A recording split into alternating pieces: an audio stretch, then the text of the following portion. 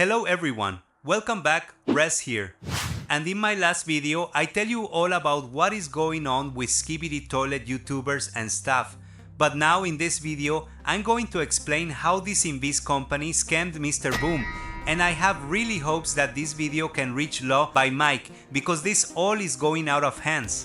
And I don't know why Law by Mike is thinking that all fault was from Boom's side, but at the side all faults was from Invisible Narratives. But right now, I'm not going to talk about that. Let's just focus on our main topic. And one more thing, thanks to Iron Cameraman for this absolutely insane informations, and here is an catch. In this video, I'm going to show you all the interview between Iron Cameraman and Invisible Narratives employee. So if you all are seeing this video, then you all are about to witness the dark side of the company and almost everything. So let's start it already.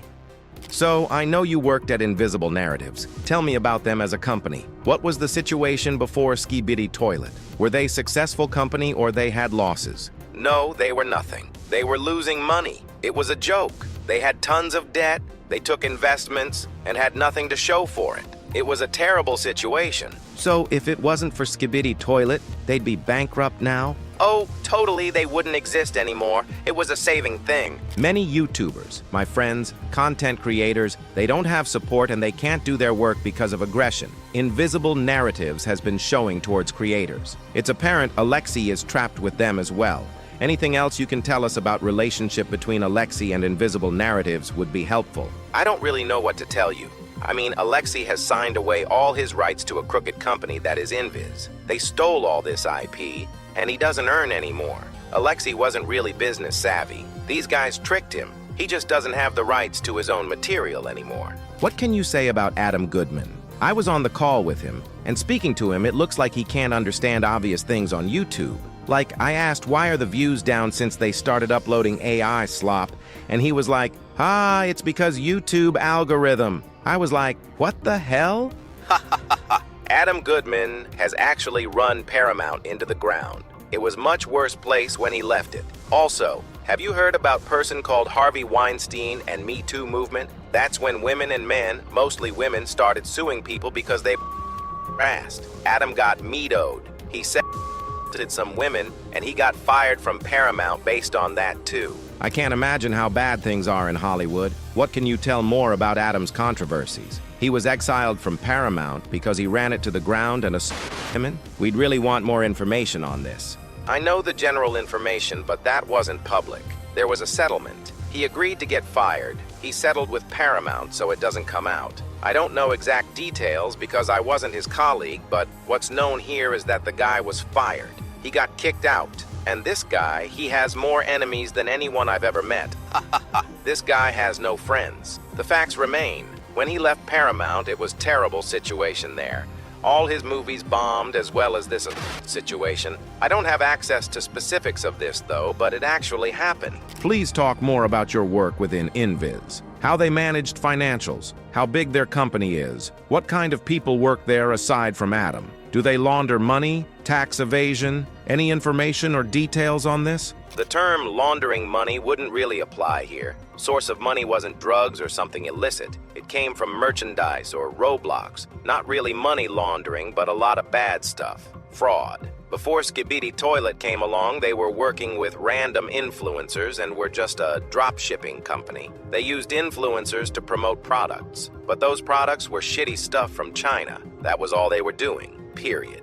And it was terrible margin. They were losing money on it. And when Skibidi Toilet came along, that became a real business. The problem with it was that Alexi was either in Georgia or Russia. By the time Alexi signed, there were sanction laws in US that wouldn't allow Alexi as Russian national to collect money from partnerships. The reason why he was able to collect AdSense was because his account predated Russian invasion in Ukraine, so that was working. But nothing else he could collect or gain from it. It was his invention. He was actual copyright owner of his creation, but he couldn't make claims or partnerships. Invis presented him an ability to raise brand and do partnerships. Realistically, he had no other choice but to sign away rights to a company like them, but Invis wasn't honest with it. They collected money, but they never paid him. I guarantee he hasn't seen a dollar. Their deal was basically that they'll help him migrate provide and pay for migration attorneys, but that never happened. And they had a clause that mentions Alexei has to migrate in order to collect money. By the time I left, that didn't happen, and Alexei still hasn't received the money. Did Alexei know he was making money on merchandising? Well, he definitely knew in general sense, but he didn't get exact reports. Inviz would produce and make up some things, but they underreported numbers to Alexei. So, they were giving Alexei wrong statements? Oh yeah, all the time. Do you think they scammed Alexei? Scam is not really a legal term, but in a general sense, yeah, they scammed Alexei. Has Adam ever explained internally to you that his plans were to deceive or screw over Alexei? Not explicitly, but there were moments when he was like, well, if he never leaves Russia, we're just never paying him and we can keep the money. That was his hope. And part of the deal was, if Alexei lets them to do all the partnerships, they'll do the best they can to get him out of Russia, but that wasn't guaranteed. And Adam had couple calls with immigration attorneys. But after couple calls, Adam said, I don't want to pay for these attorneys. And all the money, which is millions of dollars, Inviz gets to keep for itself. In general, how did Adam treat you? In any situation when you work for a mob boss, you know something isn't legal, ethical, and you voice it, things suddenly change. Because I was almost like representing Alexei to Inviz. When everything was good, it remained professional, whatever. But once you start to voice concerns like, contract is really egregious, once I aired my issues, Adam's behavior changed basically overnight. And it wasn't long until I was gone from there. Does Adam have many companies like Inviz? He has many LLCs for tax reasons, but in a practical sense, it's just invisible narratives. What can you tell about Austin Kilgore and other employees? Are they just employees or also crooks that willingly participate in everything? Austin. That's the only real job he's ever had. I don't think he's a bad guy, but this job is his whole world. He's just gonna do what he's told, you know? Surely he's got a mind of his own, but he's very loyal and he earns his money this way. The real focus is on Adam, though. That's the key. So, they don't really give a shit? I wouldn't say everyone's here like that. A lot of people left, including me. But this situation, that doesn't bother them as long as they get paycheck. Invisible Narratives once invited me, back before everything was uncovered. It was my dream to be in Hollywood. I was really excited to talk with Adam. And when I was in their office, I saw Michael Bay's movie. It was terrible. It was 2 days before Emergence came out. My hopes broke that day. I understood what Boom meant when he said that he was fooled. Yeah, it's obvious Michael Bay is not a good director. He's got a name and a lot of money, but no one hires him now. Very expensive bad director. But I mean Hollywood. It's easy to romanticize it, but it's a brutal business. We all know influencers don't have experience. If their channel blows up, they're just not prepared to deal with the structure, the accounting, the legal stuff. And that's why there's so many disputes. How is Michael Bay involved in this in general? Is he part of the company? I know the guy, and I'll tell you right now, Michael Bay is not part of the company. He doesn't do anything. He never invested $1 in it, and he would never spend a single dollar of his money defending them. That guy is super wealthy and he doesn't give a f. The reason he's involved in PR levels is because Invisible Narratives needs him. It's very common when you bring celebrities. Oh, he's part of the company, but that company just uses his name to improve their standing and to get investments or whatever. He's basically not even there. He lives in Florida. So he's not involved at all? Would he back Inviz up if they get sued? He has no stakes in it, but he's connected to the upsides of it. And for exchange of letting Inviz to use his name, PR, etc., they had to give him some upside profits of the company. But would he invest any of his money or lawyers? Absolutely no. In fact, it's the opposite. If there's litigation, he'd run away from that. He doesn't do anything. He just collects money for using his name. So for Michael Bay, Skibidi Toilet is just a toy. It's not serious. He's just a face here. He doesn't do anything in it, that's correct. So, Adam Goodman is not like his friend, it's just business. Anybody in Hollywood will tell you, he's all business. He's brutal. He's not friend of anybody.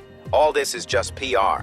They all do these articles about rising franchise comparing to Transformers. All PR. If you notice, there's no announcements of, oh, this studio bought the project. I have worked for Hollywood for a couple decades. 99% of what they say to these companies is not accurate. It's all just fluff.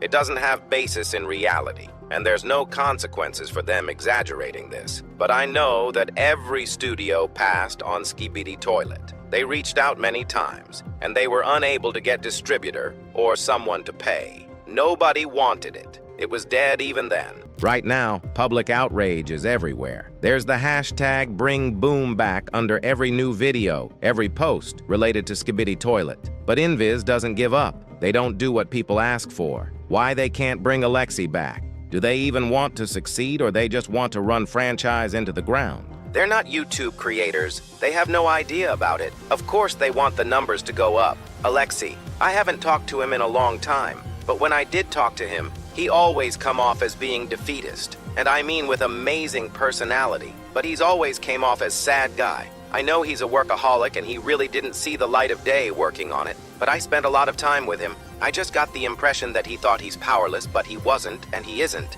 And I hope that's changed, and now he realizes how much he's been taken advantage of. When I stopped working for them, I tried to get him a lawyer, and Invis killed the initiative. They lied to him about me, and he never talked with me again. And they're lying to all the fans around the world. They're actual frauds. Right now, it seems like Alexi only speaks through hints, because his agreement with transfer of rights very likely contains NDA, confidentiality, and penalties. How realistically you can get out from this if you approached it with lawyer? Can he even do anything? I can understand it may be tough. NDAs don't mean anything in state of California as long as there's circumstances. There's something bad happening. If Alexi believes that he was mistreated or misrepresented, lied to, NDAs don't mean anything. NDAs never hold up in court. And I mean, if a bunch of people sued Invis, like including Alexi, it would put a stop to this. That I have no doubt. YouTube and the internet's a very powerful thing. Alexi, along with all the creators and fans, they should stand up. They should take legal action, and they should make it very clear, publicly, online, and on YouTube. The problem is, Invisible Narrative have the right to Boom's nickname, and they do statements by his name. They say, everything is good, we're working with a Boom, but we all know that's not true. You have to sue Invis. In 99% of the cases, these things would never go to trial. You don't need expensive lawyer for this. You file a lawsuit and they'll settle. If both public outrage and suing happen, it's going to be really effective. And you can do it together. It can be 100 people suing Invis. And any judge would look at that situation, regardless of whatever is on this piece of paper that he signed. They may side with Alexei. Law is always open to interpretation. That's why people sue people all the time. But to sue for what? It seems like all Invis doing is still within legal bounds, and on the paper, everything is good. In my view, it was illegal, and in the eyes of a judge, especially in juries, they'll see it as illegal too, because they deceived Alexei into signing that contract. What needs to happen for Invis to give up the rights? Reputation damage, public records. They'll follow them forever. Document everything, how they treat people, do illegal things. It will be devastating. I think it's that reasons they would give up. And Michael Bay would run away from it too, like, I'm not involved. He wouldn't want to be in a toxic environment like this. And it would also cause cascading effect with all those influencers. People would come out saying, they're shady company. Thanks for all of this information. That was really helpful. Sure, anytime. By the way, if this would ever turn into a lawsuit, I will absolutely help you guys. I'd go on a record, I'd submit my statements and support it. Now we all can clearly see what the heck is this Adam doing, and I don't really wanna swear in my channel since I'm sick, so now we all understand this all properly and Law by Mike. If you are watching this video now, you also saw everything. Now you have to do something about it before Invis also strike my channel. And I also have a fact from I saw the Invis that they are really scared of big YouTubers. For example, Law by Mike himself, if he will force Invis to give the channel back to Mr. Boom or Mr. Alexi, then it will be worth, or if Frey will not agree, then we all have to move to the plan B. We have to sue Invisible Narratives. And now some of y'all be like, how we will sue $1 million company? But my friend, nothing is impossible. Even the employees said the same thing, that we are more than them.